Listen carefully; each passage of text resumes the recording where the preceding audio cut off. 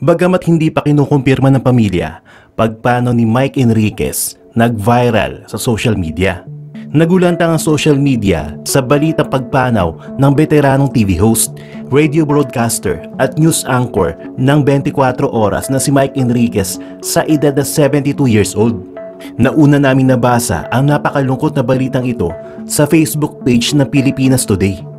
Si Miguel Castro Enriquez, o mas kilala bilang Mike Enriquez, ay isa sa mga pinakarespetado at pinagkakatiwalaang tao sa larangan ng media sa Pilipinas. Matatandaan nag-file ng medical leave si Mike noong December 2021 upang sumailalim sa kidney transplant procedure. Matapos ang successful operation, 3 buwan siya nag-isolate para maiwasan ang mga infections at complications.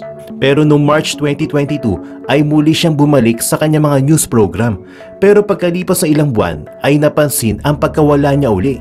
Nang binisita ko ang Instagram account ng isa sa mga malapit na kaibigan at katrabaho ni Mike Enriquez sa GMA7 na si Arnold Clavio, nakita ko ang latest post neto na isang black background na may kandila sa gilid.